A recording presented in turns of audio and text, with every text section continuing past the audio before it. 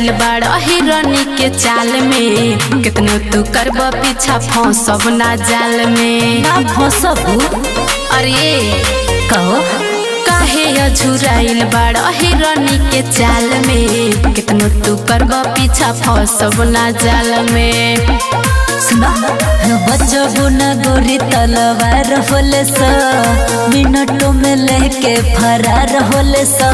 जा हमारा पिटी होला वैजा खाड़ होला सा, जिला बेतिया के लइका रंगदार होला सा। जा हमारा पिटी होला वैजा खाड़ होला सा, जिला बेतिया के लइका रंगदार होला सा। अरे ढेर देखले बानी हो।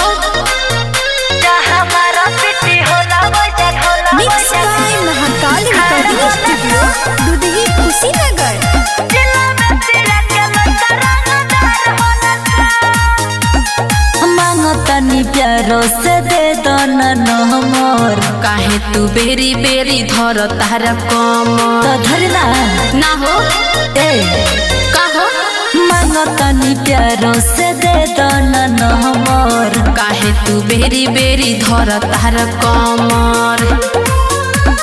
सच कहीं बड़ी खून खार होले सा, छुटा चोरे वाला जी साड़ होले सा। जा हमारा पिटी होला वैजा खाड़ होला सा, जिला बेतिया के लइका रंगदार होला सा। जा हमारा पिटी होला वैजा खाड़ होला सा, जिला बेतिया के लइका रंगदार होला सा। अरे हटा होने। जा हमारा पिटी होला वैजा खाड़ होला सा, जिला बेतिया के लइका रंगदार होला सा।